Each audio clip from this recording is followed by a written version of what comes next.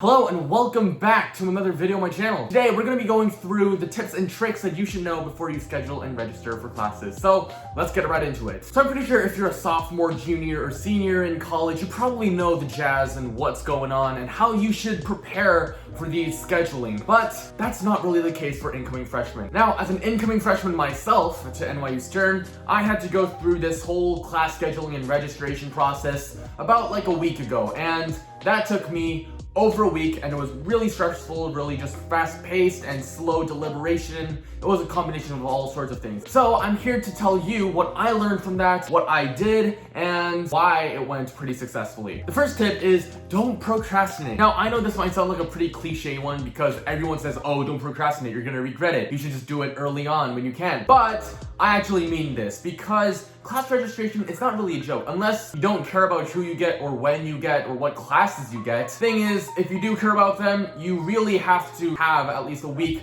under your belt so that you can research these classes. You should get to know what classes you want to take and all that. And that is going to take you a week because of other things like backups and all that. We're gonna get into that right now. Make sure that you have at least like 3 to 5 days or maybe a week like I did, because I had over a week to prepare for class registration, and I really can say for sure that it helped me out a lot. So make sure you don't cram it all in the night before, because trust me, you're not gonna have a good time on that. My second tip is take the classes that you're interested in. Now this might sound again very obvious to a lot of you, but here's the thing. If you're not interested in it, you're not going to be committed to it. And why would anyone take classes they're not interested in? If it's a core subject, you can't really do anything. I mean, I guess if it's a core subject, you actually don't know what it's going to be about. If you're going to go to business like I am, I sure don't know what accounting is, so I don't know if I'm going to hate it or love it. See, that's uncertain. But let's say you're taking electives. Now, why on earth would you take electives that you're not interested in? I'm going to say that if you're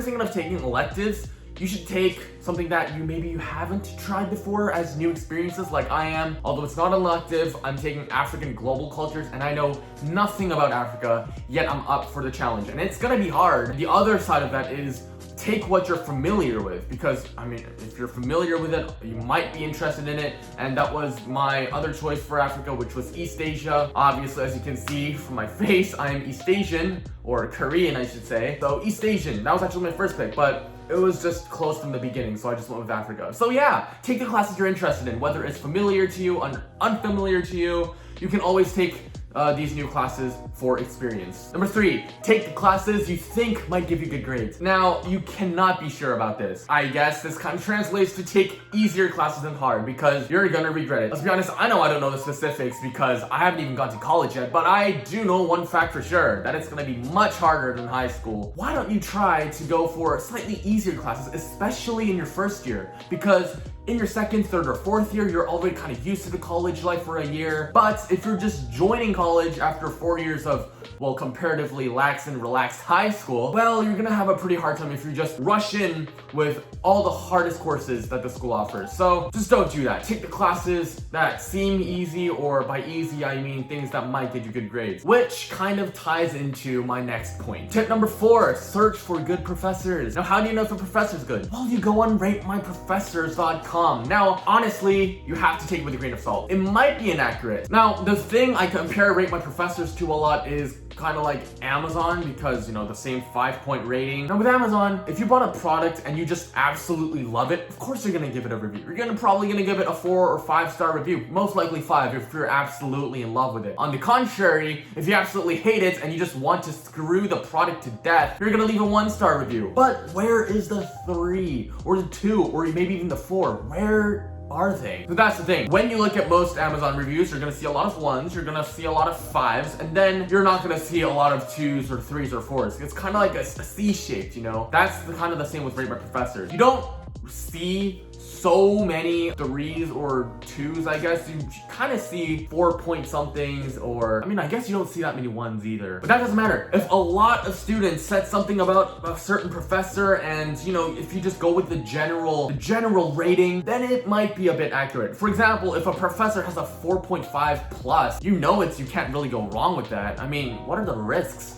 it's pretty low considering everything. Now on the other hand, if you see a 1 or 2 point rating out of 5 on Rate My Professors, you know you're gonna be up for a bad time. So try not to take the classes with those 1, 2, or I should say even 3 point professors. Save yourself. Try to get a good grade with these good professors. And by good, I mean not grade-wise either. If you read the reviews for Rate My Professors, they talk a lot about if they actually teach, and if they're harsh graders, which I guess is related to grades, but if they're kind, I guess, if they interact with students a lot during and outside of class. So if we take all those things into consideration, it says a lot more than just A's, B's, and C's. That's what I mean by good professors. If you're paying money to go to a college, you obviously want a good professor, so why go with a 1 or 2? Go with a 4 or 5. Tip number 5, sign up for classes at the time you're most comfortable with. So for example, I'm kind of a morning person. I don't really sleep that late. I don't really wake up that early either. In high school, I woke up, at 7-ish. So that's not really late, but that's not really early. But still, I consider myself more of a morning person. I don't want to actually attend school at night or the evening. Of course, there might be other people who are night owls, like they want to have the morning open and they want to just cram everything in the afternoon. So which one are you? Are you more of a morning person or a night person? Which time slot would be the right thing for you? So as for me, my college schedule for freshman fall semester starts at 8 o'clock, 3 times out of 5 days. The latest it ends is at 3:15. So if you look at that, it's kind of like a high school day. I have woken up for 8 o'clock classes in high school, so if I'm saying I can do the same for college, may as well do it. And the reason why I'm not going beyond the 2 o'clock class is because let's say you take a 3:30 class. That thing ends nearly at 5 o'clock, and I'm not up for that. Which one you're most comfortable with, obviously you should go for it. And if your college has clubs, make sure you leave those time slots open. So what I mean by that is, for me, NYU Stern, apparently the club meeting time is 12:30 to 1:45. And I know I have nothing. In the 5 days, I have no classes in that time slot, just in case if I join a club. And if we do actually meet at that time, which is very odd because that is lunchtime, I have nothing to lose. Appropriate time slots is the best way to go. Tip number 6,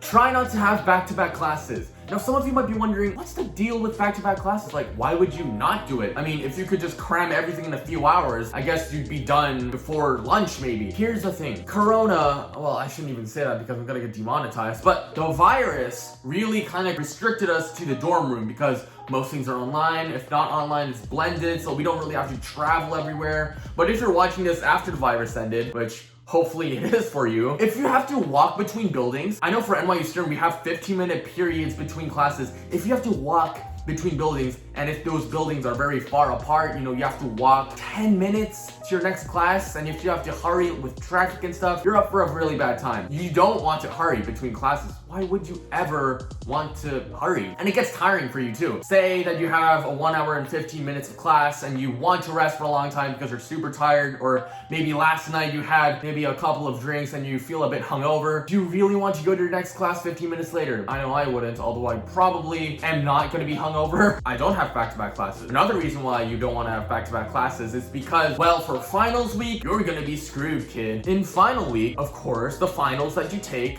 correspond to the classes that you signed up for. So if you have back-to-back classes, well, that means, unfortunately, that you have back-to-back final tests as well. Let's say you have statistics, and then right after you have micro. Wow, I would want to kill myself. Rather, I would have about 2 hours of gaps in between the classes so that, if you want to rest, you rest. If you want to sleep, you can sleep. If you want to eat something, you can eat something. If you want to study, you can study. I see no issue with spaced out classes. Try not to have back-to-back unless you really dig it for some reason. Unless you're like, oh yes, I love back-to-back classes. Unless you're like that, try not to have it. My 7th point is try to space out your classes evenly. And I know I've talked about this right now a bit. Not only times. So for times, I mean, well, I have a class, a gap, class, gap, class. So that's kind of spaced out evenly within the day, but I mean within the week as well. You don't want to cram everything, let's say 3 to 4 classes on a Monday and then have Wednesday or Thursday with 1 or 2 classes. You don't really want to do that. Why would you want to kill yourself in these specific days and have not even perfectly empty classes on, let's say, Tuesday or Thursday? Why would you do that? The solution is to have them kind of spaced out within the day. So like Monday and Tuesday, you can have 3 classes each. Wednesday and Thursday, you have 2 classes each, and then Friday, I don't know, for me, I have only 1 class, 1 required class. So yeah, don't try to kill yourself on a Monday, just any day in general. You don't want to pick a certain day and be like, oh yeah, I want to take 5 classes in that. I mean, if you're really into that again, I guess you could, but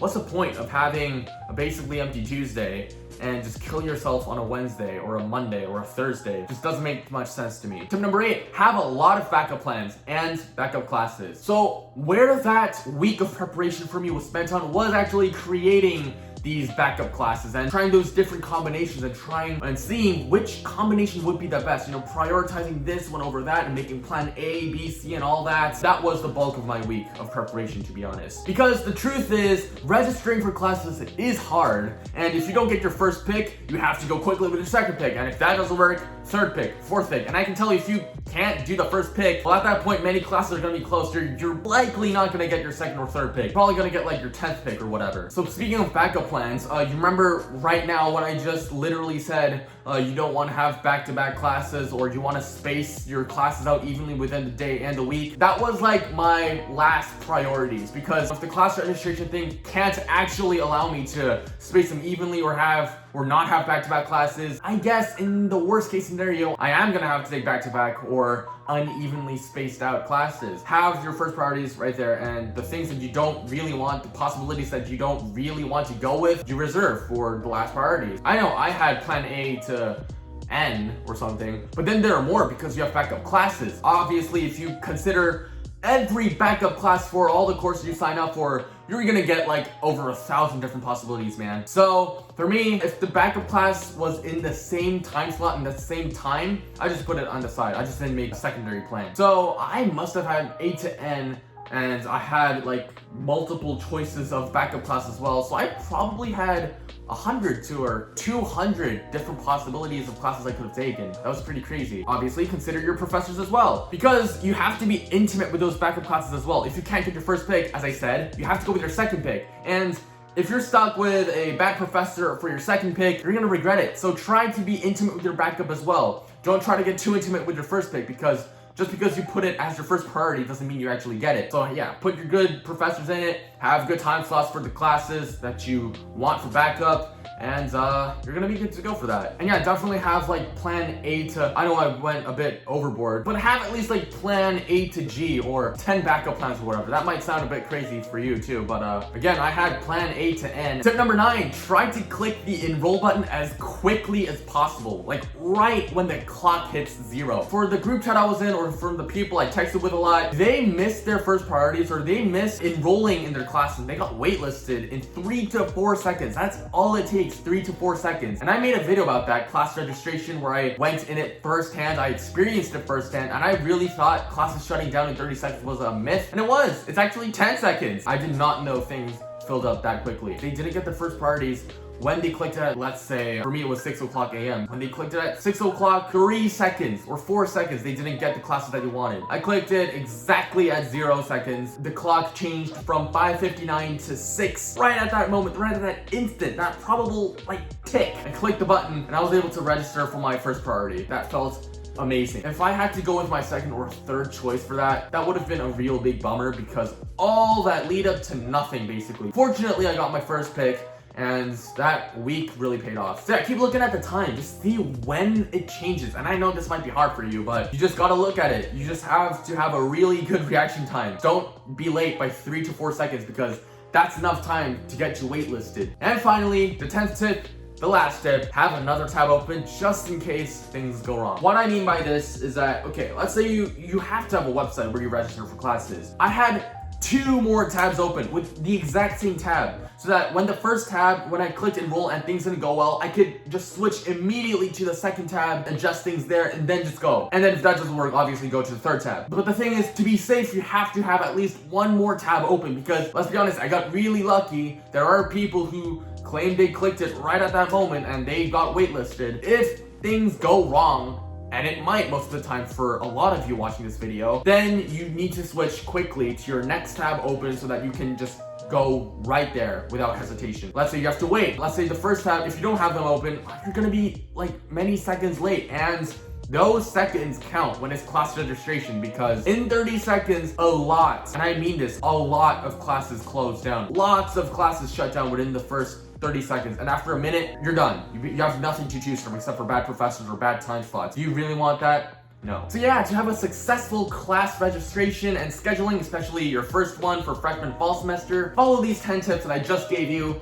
which I adhered by, and I actually got it successfully, so I guess that's a good role model for you. But yeah, be sure to follow these 10 tips for a successful class registration. Have yourself a good freshman class schedule. If you enjoyed this video or if you found it helpful in any way, like this video, comment down below what you think, or if you have anything to say, comment down in the comment section below. And of course, if you're new to my channel and if you want to catch more of these videos, definitely subscribe to my channel. I am going to New York in about a month or something, kind of like a month. So I'm going to be taking a lot of videos there about NYU and even New York, NYC in general, student life and all that. So if you're interested in that, be sure to subscribe to my channel and we'll go through adventures, many adventures together. So thank you guys so much for watching, and I will see you guys in the next video. Goodbye.